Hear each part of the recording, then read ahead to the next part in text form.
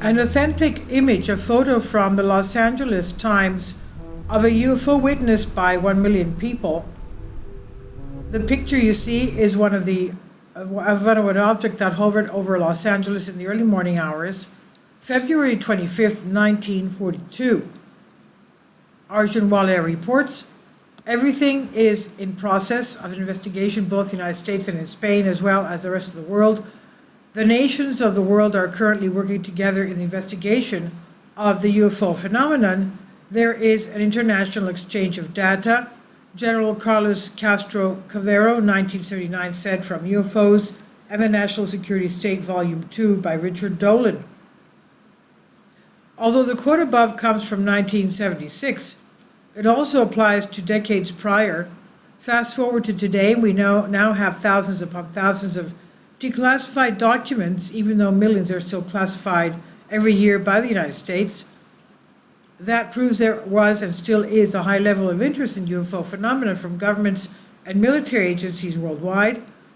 Documents indicate that these objects are tracked often on air and ground radar, sometimes simultaneously, as well as visually confirmed by the pilots scrambling to check them out. These objects perform maneuvers that defy our laws of physics and are clocked, traveling at speeds no known aircraft on our planet can travel, at least some of them. Their existence has now been confirmed within the mainstream, and you can read more about the latest with regards to mainstream UFOs disclosure in the link here. And here's a great example of a declassified document detailing what happened when the military has an encounter with a UFO. Quote, as the F-4 approached a range of 25 nautical miles, it lost all instrumentation and communications.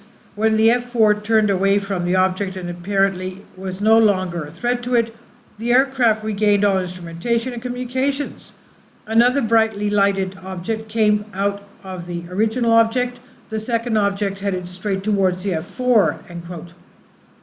To complement these documents, we also have hundreds of statements from high-ranking officials from around the world, like this one.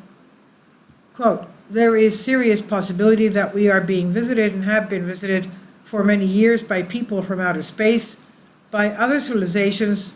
Who they are, where they're from, and what they want should be the subject of rigorous scientific investigation and not be the subject of rubbishing by tabloid newspapers, end quote, said Lord Admiral Hill Norton, former Chief of Defense Staff, 5-star Admiral and Royal Navy, Chairman of the NATO Military Committee. And you can find the video of an Air Force pilot sharing his particular experience in the link here. Decades ago, visitors from other planets warned us about where we were headed and offered to help, but instead we, or at least some of us, interpreted their visits as a threat and decided to shoot first and ask questions later. The quote comes from Paul Hellyer, former Canadian Defense Prime Minister. Now, what happened in 1942? During the Second World War, UFO reports soared, especially after the atomic bomb was dropped. This is interesting given the fact that a number of declassified documents indicate UFO incursions at several different military nuclear missile facilities around the globe. Perhaps the best and most well-known example comes from 1967 at Malmstrom Air Force Base in Montana. The base controls a giant network of intercontinental ballistic missiles, ICBMs for short, where a number of highly trained military personnel witnessed a red glowing UFO hovering outside the gate of the base.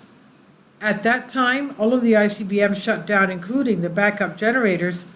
Just to be clear, this does not ever happen.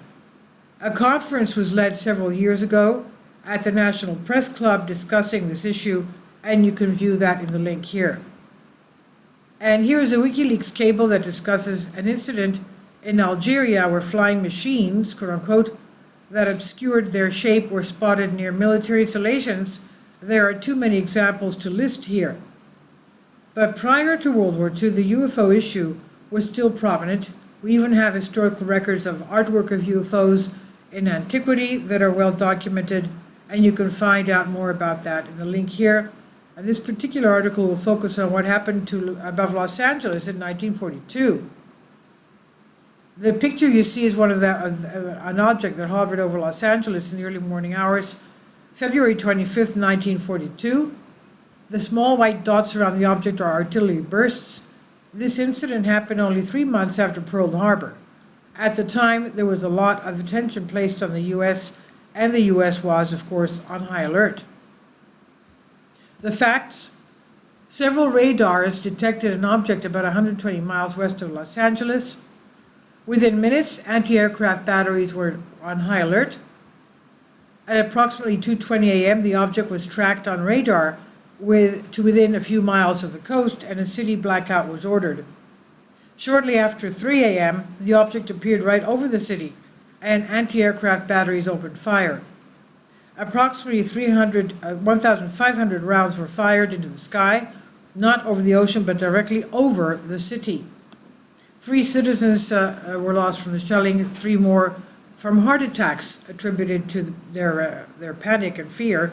A great deal of property damage was inflicted. Dr. Bruce Maccabee, an expert in photographic analysis, believed the objects to be roughly 100 feet or more in diameter. The event was witnessed by approximately 1 million people.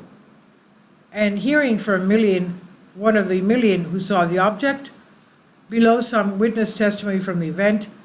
His name was Scott Littleton, professor of anthropology, Emeritus Occidental College, Los Angeles, California.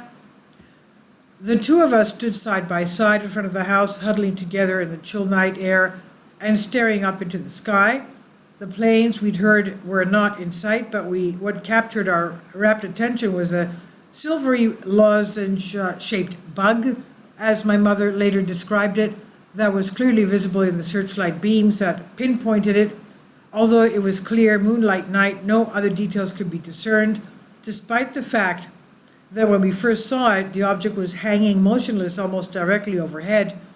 Its altitude is hard to estimate, especially after all these years, but I'd guess that it was somewhere between 4,000 and 8,000 feet. This may explain why we did not see the orange glow reported by several eyewitnesses in Santa Monica and Culver City, where the object was apparently much lower. One witness suggests that this glow may simply have been the reflection of shell bursts against the object's silvery body.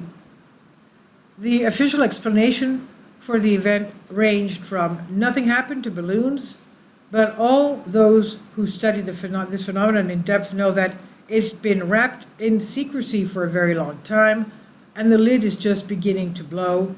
The only problem is all of the witnesses describe something very different from the official explanation. Behind the scenes, high-ranking Air Force officers were soberly concerned about UFOs, but through official secrecy and ridicule, many citizens are led to believe the unknown flying objects are nonsense. Former head of CIA Roscoe Hillenkotter said in 1960. This is not the first time something like this has happened. In 1997, people in Arizona witnessed something truly spectacular. As UFO researcher Richard Dolan describes it, people in Phoenix were treated to an amazing display of hovering lights over the city.